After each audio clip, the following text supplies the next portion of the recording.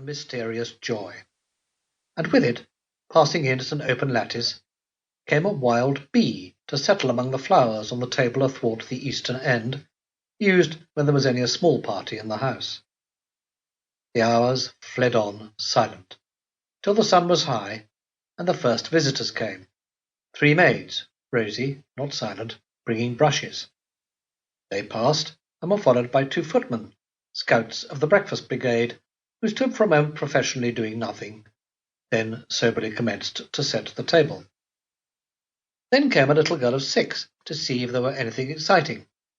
Little Anne Shropton, child of Sir William Shropton by his marriage with Lady Agatha, and eldest daughter of the house, the only one of the 4 young Caradocs as yet wedded.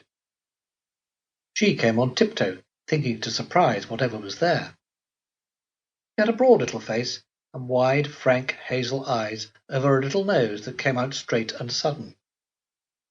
Encircled by a loose belt placed far below the waist of her holland frock, as if to symbolize freedom, she seemed to think everything in life good fun. And soon she found the exciting thing. "Here's a bumblebee, William. Do you think I could tame it in my little glass bog?" "No, I don't, Miss Anne. And look out, you'll be stung." "It wouldn't sting me." "Why not?" "Because it wouldn't." "Of course, if you say so." "What time is the motor ordered?" 9 o'clock. "I'm going with Grandpapa as far as the gate." "Suppose he says you're not?" "Well, then I shall go all the same." "I see. I might go all the way with him to London. Is Auntie Babs going?" "No, I don't think anybody is going with his lordship." "I would if she were. William."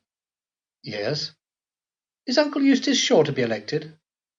"Of course he is." "Do you think he'll be a good member of Parliament?" "Lord Milltown is very clever, Miss Anne." "Is he?" "Well, don't you think so?" "Does Charles think so?" "Ask him." "William." "Yes." "I don't like London. I like here, and I like cotton, and I like home pretty well, and I love Pendridiny, and I like Ravensham." "His lordship is going to Ravensham today on his way up, I heard say." "Well, then he'll see Great-Granny. William." "Here's Miss Wallis." From the doorway a lady with a broad, pale, patient face said, "Come, Anne." "All right. Hello, Simmons." The entering butler replied, "Hello, Miss Anne." "I've got to go." "I'm sure we're very sorry." "Yes." The door banged faintly, and in the great room rose the busy silence of those minutes which precede repasts. Suddenly the 4 men by the breakfast table stood back. Lord Vallis had come in. He approached slowly, reading a blue paper, with his level grey eyes divided by a little uncharacteristic frown. He had a tanned yet ruddy, decisively shaped face, with crisp hair and moustache beginning to go iron grey. The face of a man who knows his own mind, and is contented with that knowledge. His figure, too, well braced and upright, with the back of the head carried like a soldier's, confirmed the impression not so much of self-sufficiency as of the sufficiency of his habits of life and thought. And there was apparent about all his movements that peculiar unconsciousness of his surroundings which comes to those who live a great deal in the public eye, have the material machinery of existence placed exactly to their hands, and never need to consider what others think of them. Taking his seat and still perusing the paper, he at once began to eat what was put before him. Then, noticing that his eldest daughter had come in and was sitting down beside him, he said, "Or having to go up in such weather?"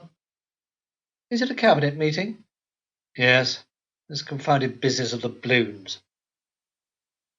But the rather anxious dark eyes of Agatha's delicate narrow face were taking in the details of a tray for keeping dishes warm on a sideboard, and she was thinking, "I believe that will be better than the ones I've got, after all. If William would only say whether he really likes these large trays better than single hot water dishes." She contrived, however, to ask in her gentle voice, for all her words and movements were gentle, even a little timid, till anything appeared to threaten the welfare of her husband or children, "Do you think this war scare good for Eustace's prospects, father?" But her father did not answer. He was greeting a newcomer, a tall, fine-looking young man, with dark hair and a fair moustache, between whom and himself there was no relation.